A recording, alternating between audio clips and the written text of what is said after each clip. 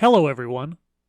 Our friends at Fusion are just the gift that keep on giving when it comes to correcting our language. First, we've all been educated on the evils of using whites and blacks, and today we're going to be told the correct way in which to refer to Latine. What the hell?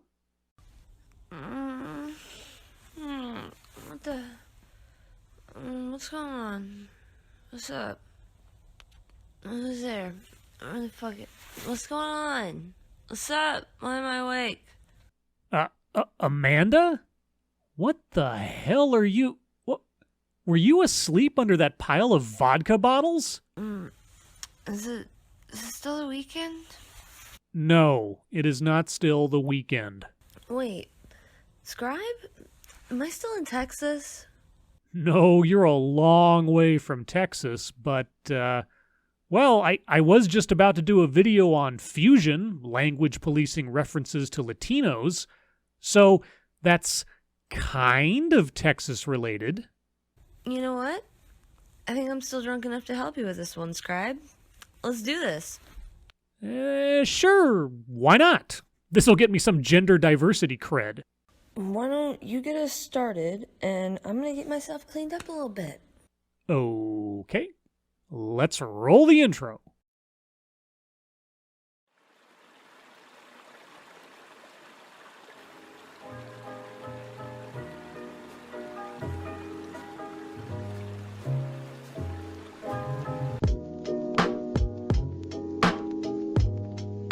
No, Scribe. You're on my channel now. You roll my intro.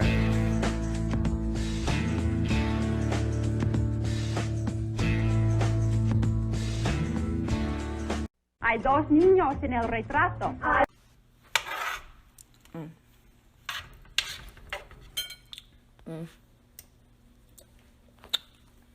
Yum. Are you eating? Eating? What? No, I'm not eating. That would be totally unprofessional, rude even. No, not eating. I'm getting ready to do this shit. That's what I'm doing. Here's some Spanish 101 that can be hard for people learning the language.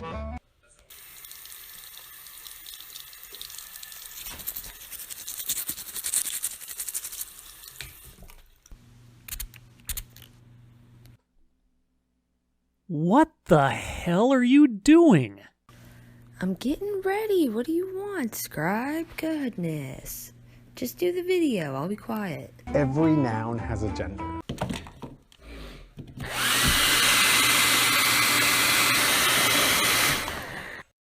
There we go. That's better. Now at least I don't look like I crawled out of a pile of vodka bottles.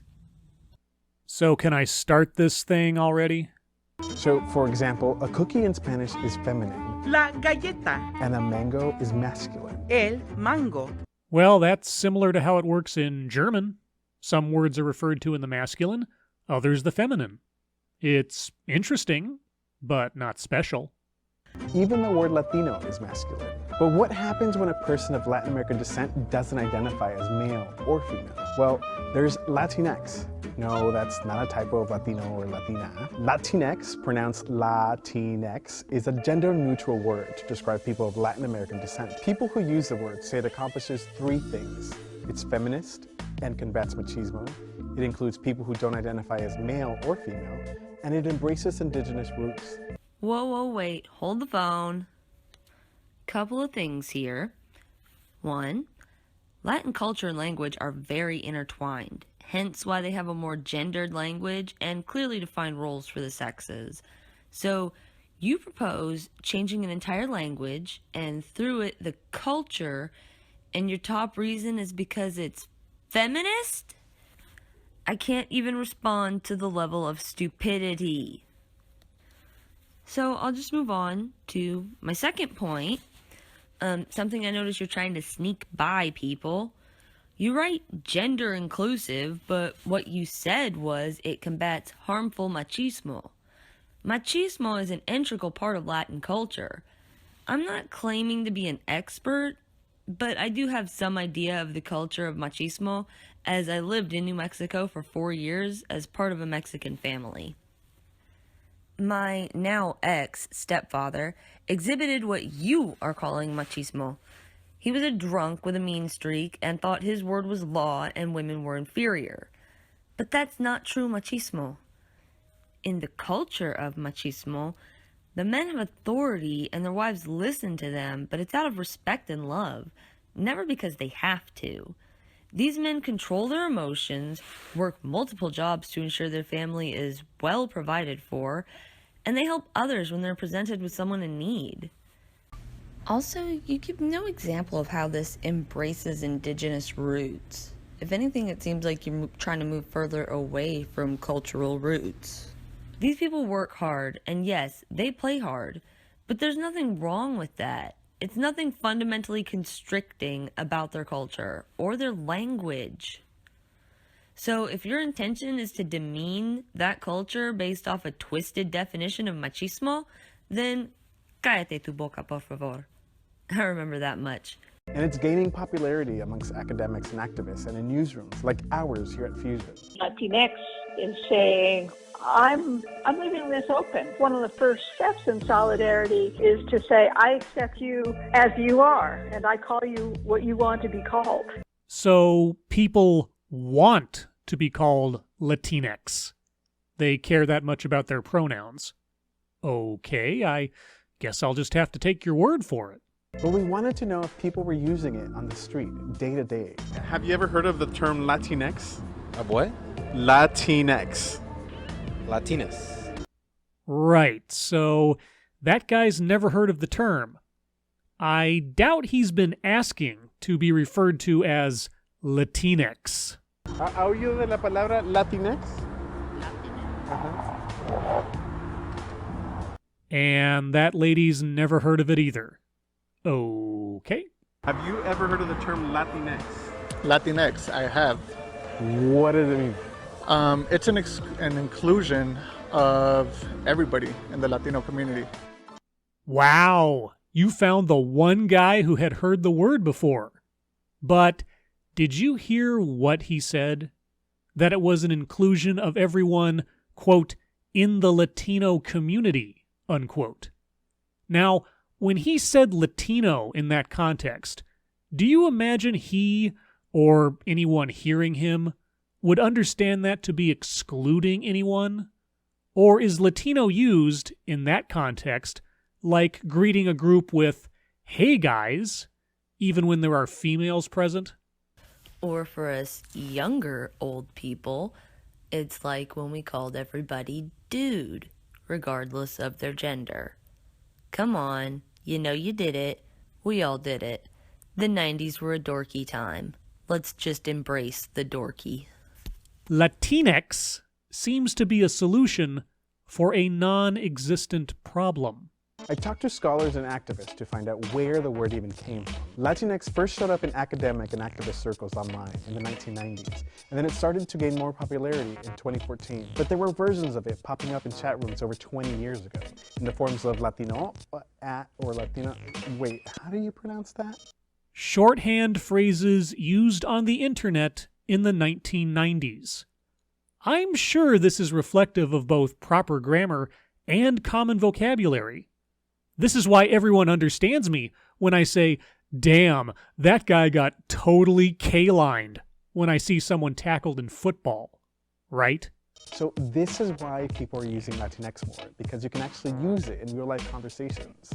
Except conversations with random people on the street, apparently. Critics of the word Latinx say that it's a bastardization and bulldozing of the Spanish language, and argue that the term Latino is already neutral and inclusive. And they would be correct. But for people like Ramiro Gonzalez, it's more than that. I grew up with my mom, my grandma, and my full sister, so femininity was always something that was there, but that didn't necessarily fully apply to me. But also my dad and my brother's masculinity also didn't fully apply to me. I fall somewhere in between this weird divider of like there's only two options. You are a boy. This would explain why femininity did not feel as if it fully applied to you. However, you obviously have a natural leaning towards feminine things and behavior. That's why the masculine norm didn't feel as if it fully applied to you either. This can be confusing and difficult for a child, but you obviously managed to figure out how you felt and who you wanted to be as a person. I would argue the language of your Latin culture obviously didn't change that. In fact, that crisis of confusion was probably a major factor in helping shape who you decided you want to be. By muting these types of crises of self, we would be doing future generations a major disservice. Ramiro isn't alone. 6 out of 10 people ages 14 to 34 say that men and women do not need to conform to traditional gender roles or behaviors anymore. And over half of teens said that they knew someone who went by gender-neutral pronouns such as they, them, or they. Yes, and all of those statistics are reflective of personal choice and preference, which everyone else is free to recognize and respect, or not. Just like people can either choose to use or not to use Latine X, unless you're meaning to attach a moral component to not using the word. Language is alive, and that is what's so very cool about it. Language belongs to the people who use it. Language is what makes us human. But whether people will use it more regularly, it's still up in the air. Regardless of whether the use of Latinx becomes widespread, the fact that it exists is making a difference already. To know that now there's this term, Latinx, and it might not be perfect, it might not be for everyone, but knowing that there's words to describe us rather than to erase us is very powerful. Okay, I want you to really hear what I'm saying. Words have never been meant to erase anyone. Yeah, even the worst of insults are an acknowledgement of your existence. And saying Latino isn't an insult unto itself. It all comes down to personal responsibility and emotions. You have a personal responsibility to define yourself, your behavior, and how you want to be perceived by others. Then you go out and achieve that. That's on you. If you don't like the way people perceive you, speak to you, or treat you, either change the thing causing it, or get strong enough to not give a fuck either way.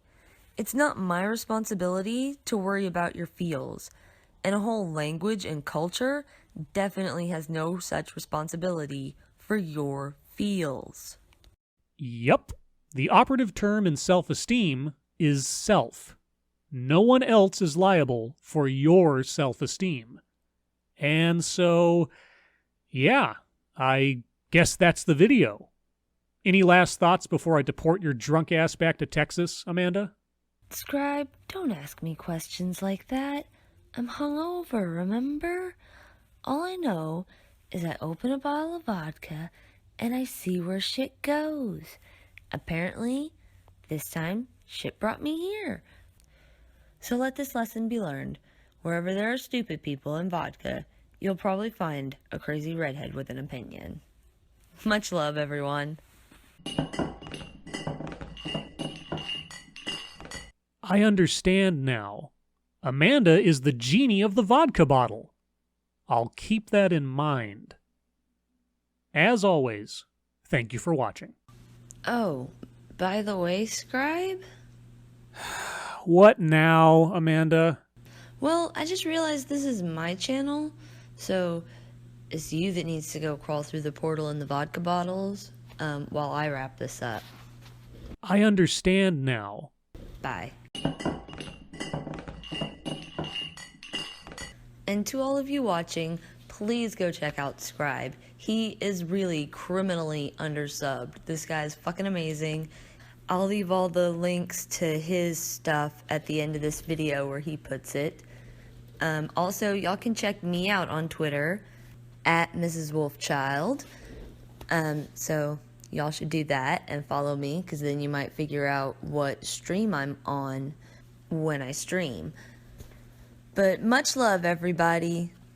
Bye.